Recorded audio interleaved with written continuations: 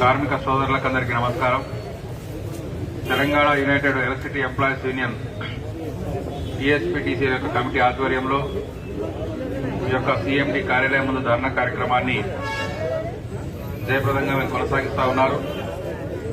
మరి ఈ కార్యక్రమానికి విచ్చేసినటువంటి టీఎస్పీటీసీఎల్ మన యూనియన్ అధ్యక్ష కార్యదర్శులు, రాష్ట్ర ప్రధాన కార్యదర్శి గోవర్ధన్, అలాగే రాష్ట్ర ఉపాధ్యక్షులు ఈశ్వరరావు గారు, మిగిలిన సోదరులకందరికీ కూడా నమస్కారం. ఈరోజు పెద్ద ఎత్తున ఈ ధర్నా కార్యక్రమాన్ని మీరు జయప్రదం కొనసాగిస్తున్నందుకు సిఐటియు రాష్ట్ర కమిటీ తరఫున మన యూనియన్ గౌరవాధ్యక్షుడిగా నేను మీకు అందరికీ కూడా అభినందనలు తెలియజేస్తా ఉన్నాను. కరోనా నేపథ్యంలో గత సంవత్సరం మార్చి నుంచి అనేక ఇబ్బందులు, కష్ట నష్టాలు పడుతున్న పరిస్థితి మనకు అందరికీ తెలుసు. ఇటువంటి ఒక ఫ్రంట్ లైన్ వారియర్స్ గా ఈరోజు కరోనాని కూడా ఎదుర్కొంటూ అనేక మంది చనిపోయినటువంటి ఘటనలు కూడా మనం చూసాం.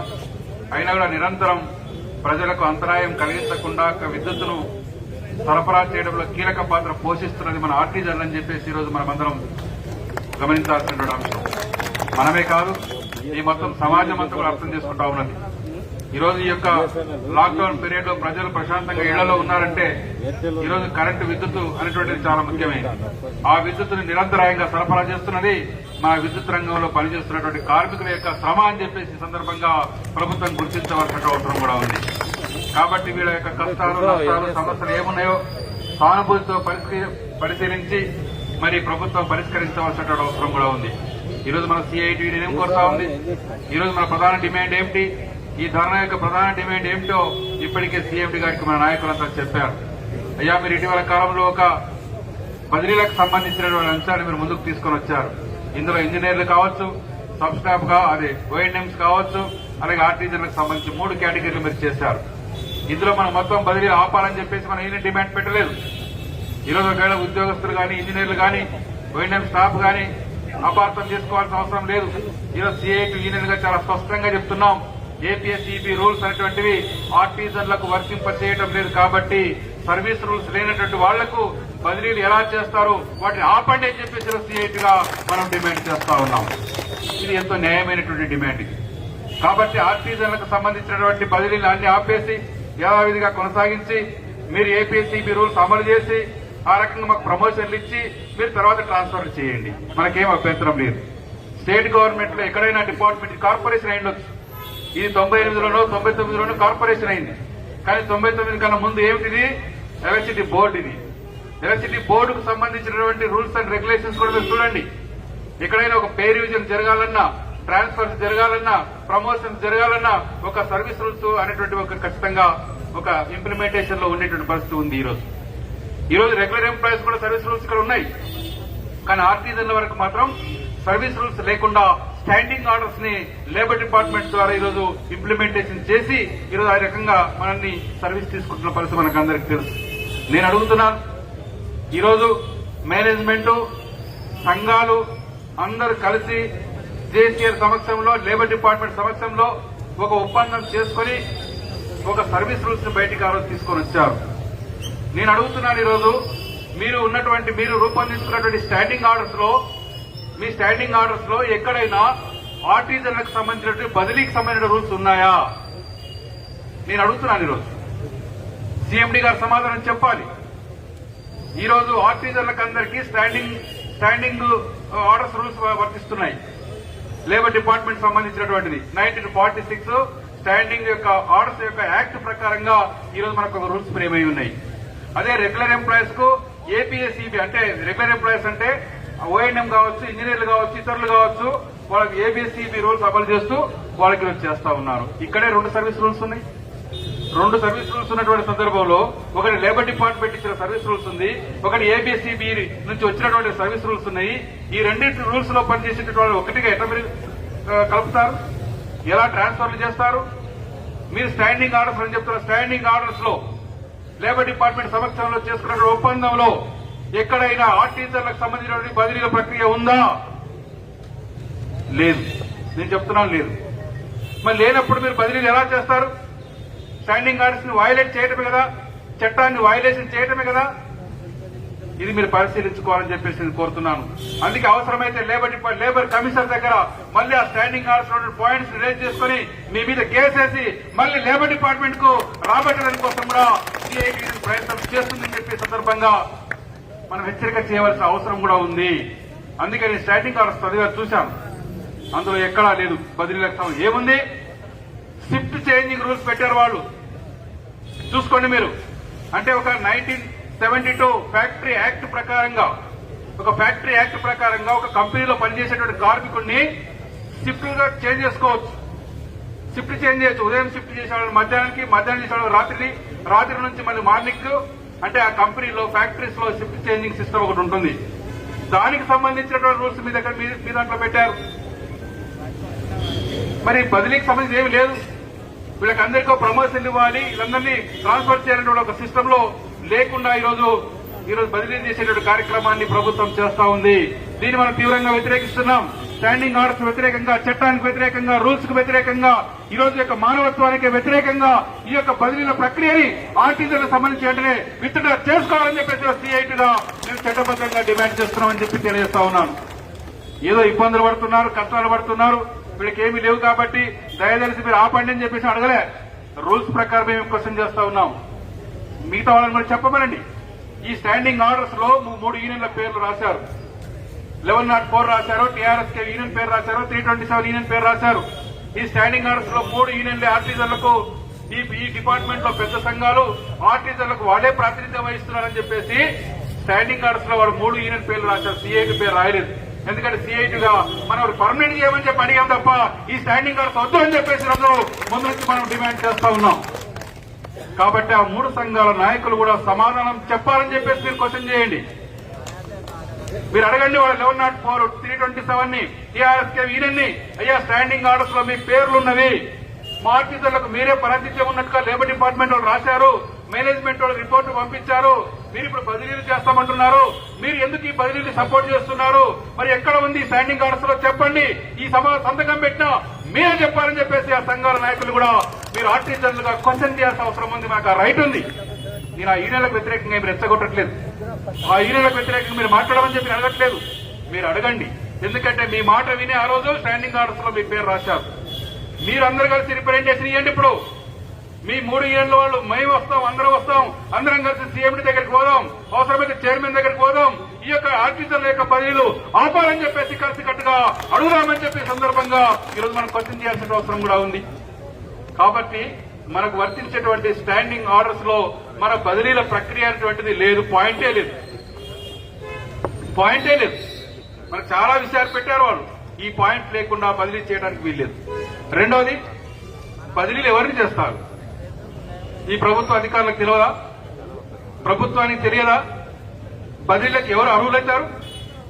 ఎక్కడైనా ఒక పర్మనెంట్ రెగ్యులర్ ఎంప్లాయీ అని చెప్పేసి డిసైడ్ అయిపోయాక ఒక సర్వీస్ రూల్స్ వస్తే, ఆయనకు అన్ని రకాల బెనిఫిట్స్ ఇస్తే ఆయనకు బదిలీ అనేటువంటిది ఒక పాయింట్ వర్తిస్తుంది. మరి ఆ బదిలీలకు సంబంధించింది మీరు ఎట్లా రూల్స్ ఫ్రేమ్ చేస్తారని చెప్పి అడుగుతున్నాను.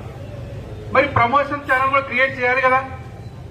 మీరు ఎప్పుడైతే బదిలీలకు సిద్ధం చేస్తున్నారో ప్రమోషన్ ఛానల్ కూడా క్రియేట్ చేసి మేము ఆర్టిజన్ల నుంచి మేము జేఎల్ఎం గా ఇస్తున్నాము, లేదు ఒక అకౌంట్స్ ఎంప్లాయీకి ఇస్తాము, లేదు సబ్ ఇంజనీర్కి ఇస్తాము, ఈ సిస్టమ్ అంతా ఉందని చెప్పేసి నీకు ట్రాన్స్ఫర్ చేస్తూ ప్రమోషన్ మీద పంపిస్తున్నామని చెప్పేస్తే మనకేం అభ్యంతరం లేదు. మనకు ప్రమోషన్ ఇచ్చి ట్రాన్స్ఫర్ చేస్తామంటే మనకేం అభ్యంతరం లేదు.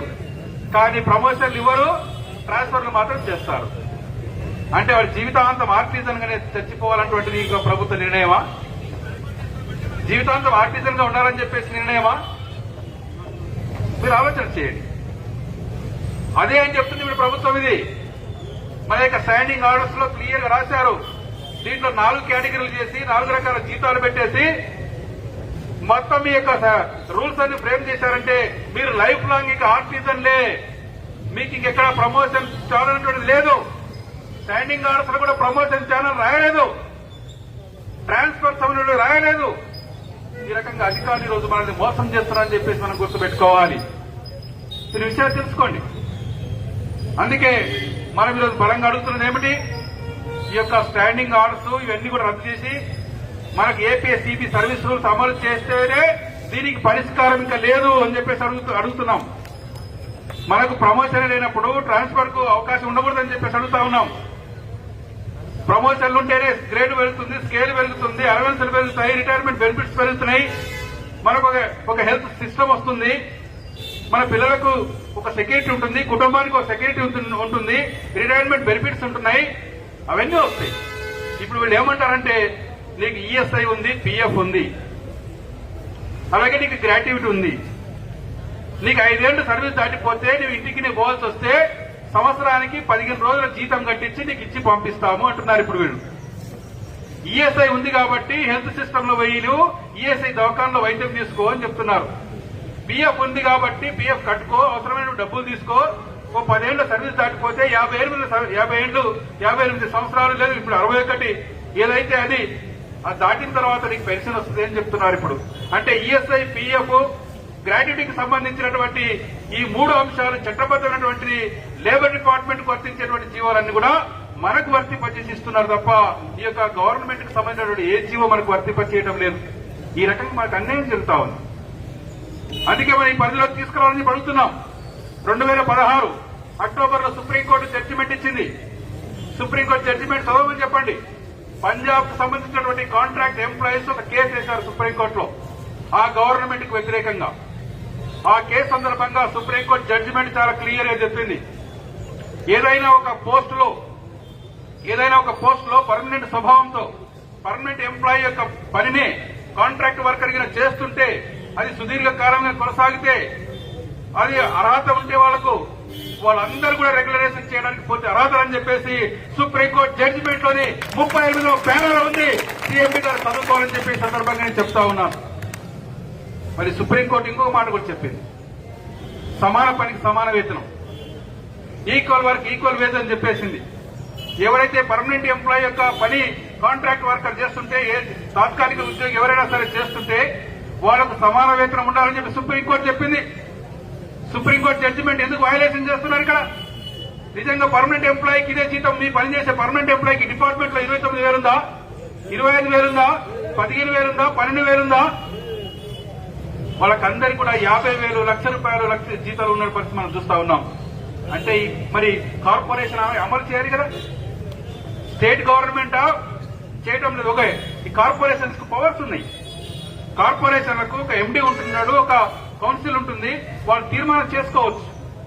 ఇప్పుడు మనకు సపరేట్ గా కార్పొరేషన్ నుంచి జడ్జిమెంట్ ఇచ్చారు. అందుకే నేను చెప్పేది ఏమిటంటే కార్పొరేషన్ యొక్క సీఎండీలు కూర్చొని మాట్లాడుకొని మీకున్నటువంటి పవర్స్ ఉపయోగించుకొని మీరందరూ కలిసికట్టుగా ఒక ప్లాన్ చేసి చర్చించుకొని ఉద్యోగ సంఘాలతో మాట్లాడి సిఐటితో మాట్లాడి ఈ యొక్క సర్వీస్ రూల్స్ అమలు చేయడానికి తగిన చర్యలు తీసుకోవచ్చు.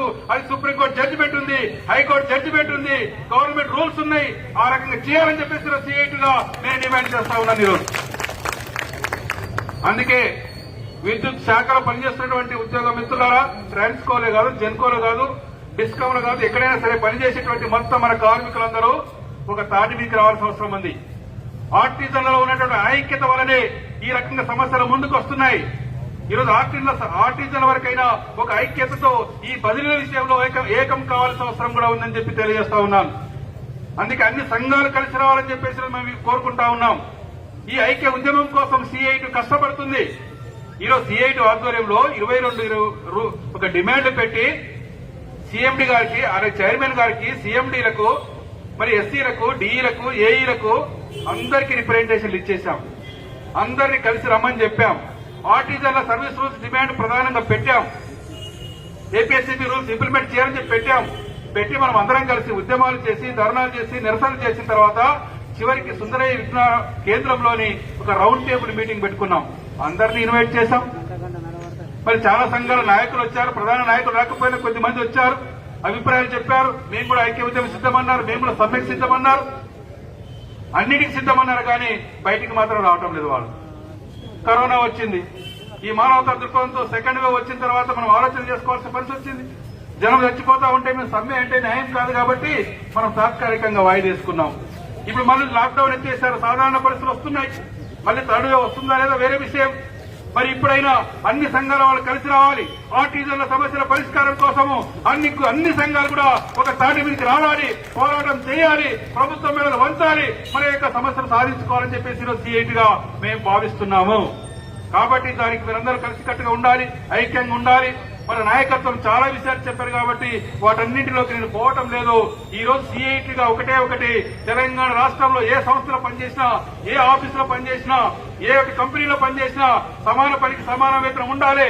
కాంట్రాక్ట్ వ్యవస్థ పోవాలి, అవుట్ సోర్సింగ్ వ్యవస్థ పోవాలి, ఆర్టిజన్ల వ్యవస్థ పోవాలి, మొత్తం రెగ్యులరైజేషన్ సిస్టమ్ అంటే ఉండాలి. తెలంగాణ వచ్చే ముందు కేసీఆర్ గారు చాలా సందర్భాల్లో చెప్పారు, ఈ కాంట్రాక్ట్ వ్యవస్థ దిక్కుమాలిన వ్యవస్థ, ఇది చంద్రబాబు నాయుడు తీసుకొని వచ్చాడు.